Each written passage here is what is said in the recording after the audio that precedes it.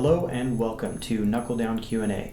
In these segments, we are going to be running down 5 different questions that come up often in motorcycling, whether you're a new rider or a rider who's been around for quite some time and has some questions that they've either never thought about or just have not had a chance to ask. So, let's get to it.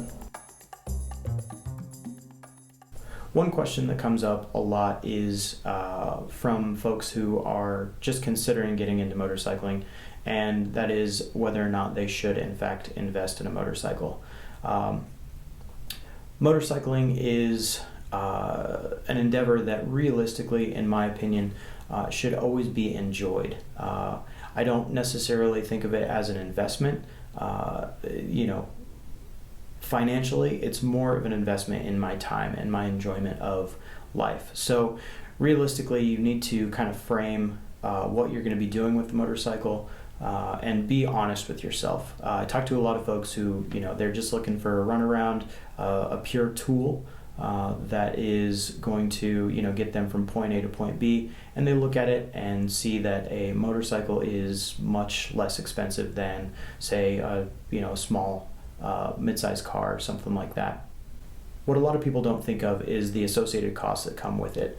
Ultimately, like I said, your motorcycle is going to be less expensive from the outset, but you have, your cost of maintenance is a little bit higher or more often than a car.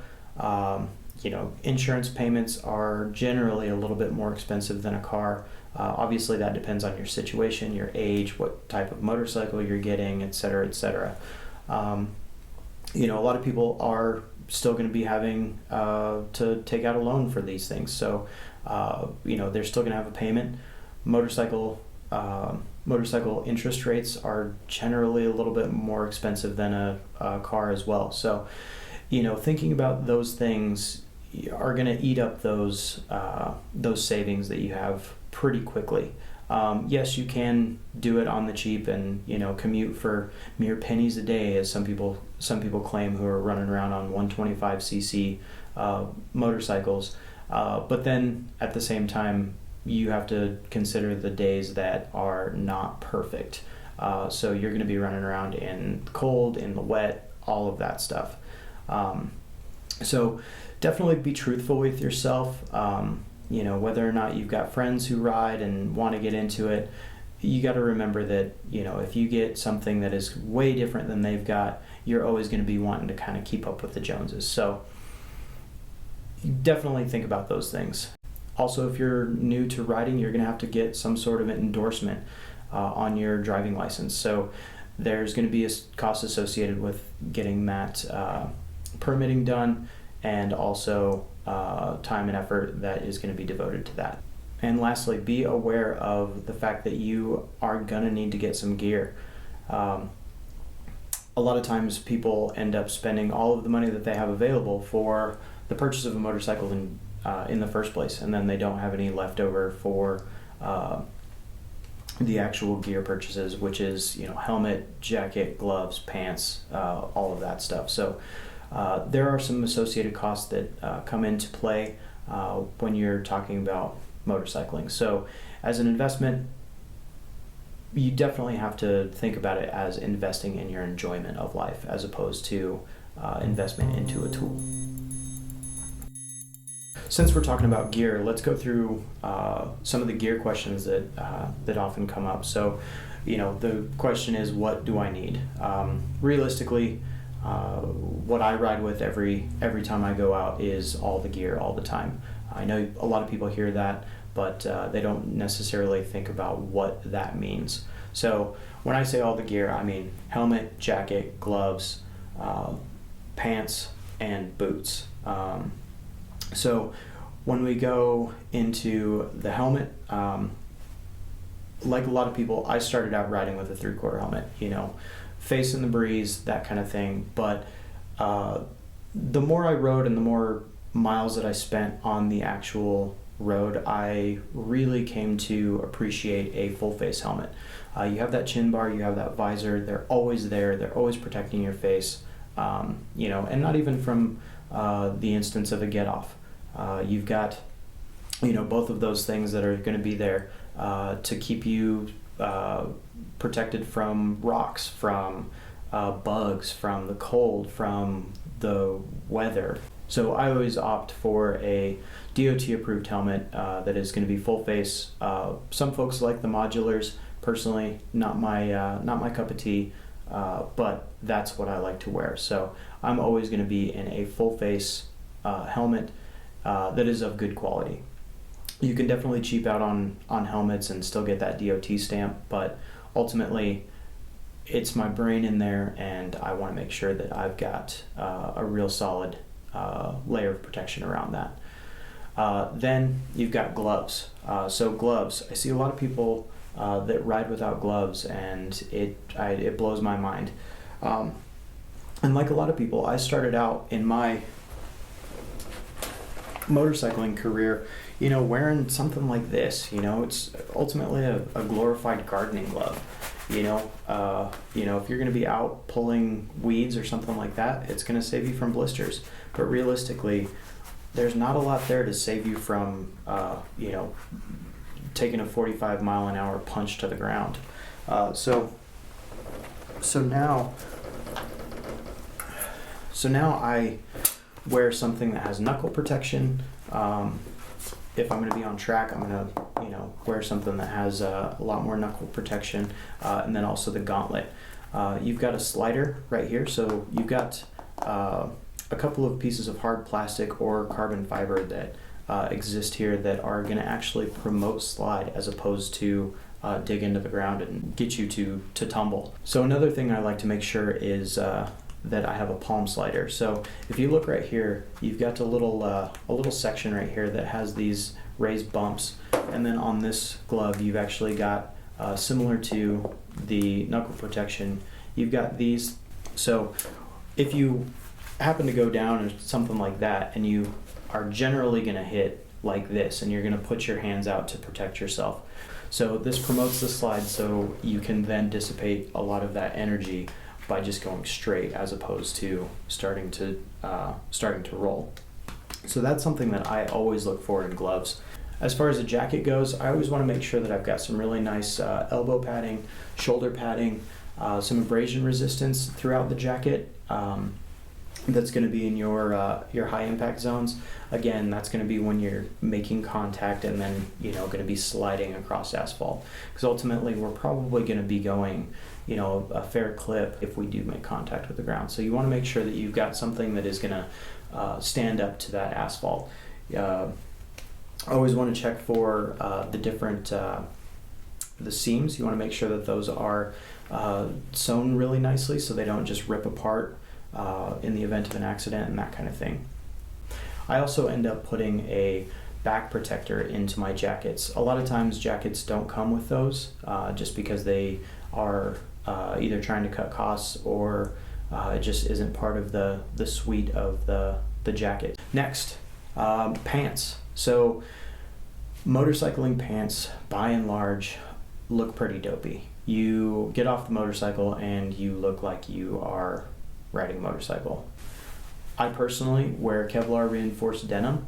The denim is really nice and heavyweight, and then you've got the Kevlar reinforcement behind it that will be a little bit more abrasion resistant, and then it'll also be puncture resistant. One pair of pants that I have has pockets that actually will hold a piece of armor into your hip and then also your knees. So they are adding that layer of protection, if you want it, into those pants to just make them a little bit more safe. I prefer wearing those just because it's a nice balance between the performance and safety aspect as well as a little bit of the style aspect. All right, so next we've got boots.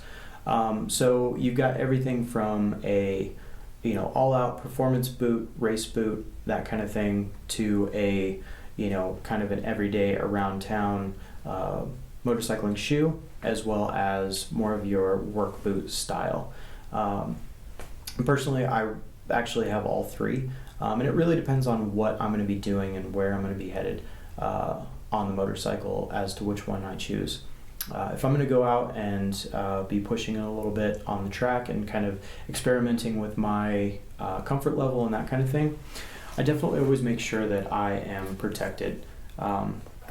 So I'll wear something like this that is going to be a little bit more of a race boot. So you've got a couple of different features on here that are going to keep you a little bit more safe in the event of an off. So you've got some sliders here that are designed to slide on the ground. If you end up in a a heavy turn or something like that, you can get a little bit of slide there. You've got the shift pad here, so that's going to stand up a little bit longer to normal wear and tear. Then you've got a little bit of perforations here that will actually allow a little bit of air to come through the boot, so it'll keep you nice and cool. And then you've got all of this stuff back here. So you've got a metal slider here, replaceable puck here, and then you've got this contraption back here that is the multi-link control. So what this does is it kind of limits movement and keeps your ankle a little bit more stable, in the event of an accident, something like that. So that's something that I wear when I'm riding a little bit more aggressively. If I'm just running around town, that kind of thing, I will opt for something like this. So you've got a nice heel cup here. There's a little bit more reinforcement under the toe. You have some nice perforations around the shoe. You can get in and out of it with the zipper on the side here, so it's nice ingress and egress. Obviously it's still just a kind of a tennis shoe, but it's a little bit beefed up. So that's what I run when I'm just running around town. Lastly, we've got something like this, which is ultimately the work boot style. Some of them are going to be a little bit taller. So this is an 8-inch as opposed to their normal 6-inch. So it does give you a little bit more stability and protection. But ultimately, in the event of a bad accident, this is not going to offer a ton of protection, but it'll certainly be a little bit more protection than, say, a general trainer. Again, you've got some toe caps, you've got some double and triple stitching. So the quality leather here is definitely going to stick, or is definitely going to hold up in the event of an accident. But ultimately, you're kind of playing the gamble there. Spend what you want, spend what you can, but definitely don't skimp out on that part of the equation. In the same vein of getting into motorcycling, so a lot of people are going to be looking at price points and that kind of thing, as we all do. So they're looking in the used market. So they're looking at the new to you bikes. So a lot of these bikes are going to be older. They're going to be much less expensive. A couple, $1,500 to $2,000 versus the $5,000-$10,000 range. You are potentially buying a bit of a project. A lot of times people will sell their motorcycles that are older just because they don't have time to do it anymore, or they don't have time to invest into the bike because it has just turned into a project for them. So a lot of times people buy this really inexpensive motorcycle thinking that they're getting a great deal, and ultimately they just buy a big headache, and it is just sitting in their garage or sitting outside just collecting dust, and they never get to ride it because it doesn't work. So there is something to be said about the newer motorcycles, the ones that are just push to start, you turn the key, you hit the button, everything goes, versus something that's going to be a little bit older and potentially a little bit more effort on your end. If you're the type that you've got mechanical prowess and you want to get into something like that, then it's perfect for you. Buy an older bike, save a little bit of money, but just know that you're going to be spending a little bit extra money on that motorcycle, just getting it onto the road. All right, next. Let's say you have purchased an older motorcycle, or it's just to the point where the motorcycle that you do have needs a little bit of work, inside the case. Do you need to change the gaskets anytime you get into the motor? The answer is yes. You always need to change those gaskets, just because you don't want to get it back together and then have a leak to where you then have to take everything back apart. And last, how do I come to grips with dropping my motorcycle? There's 3 types of people out there. There's people who have not yet dropped their motorcycle. There are people who have already dropped their motorcycle, and then there are people who are going to drop their motorcycle again. We've all been all 3 of those. So ultimately, you just have to accept it. You have to reconcile, get that motorcycle back to working order. Hopefully, nothing major happened. But if you snapped off a bar end or a clutch lever or brake lever, whatever, just get it sorted out. Throw the little bit of money that it's going to take to get that bike back to normal, back to a safe manner, and then just keep riding. Ultimately, that's part of it. That's part of motorcycling. So just enjoy it. Enjoy the story. Tell it once that sting wears off. Then that'll just turn into the next motorcycling story that you have. And that is Knuckle Down Q A, where we talk about 5 things that come up in the motorcycling world. If you have a question about something, just drop it down in the comments and we'll try to get to it in one of the future episodes. All right, have a great day.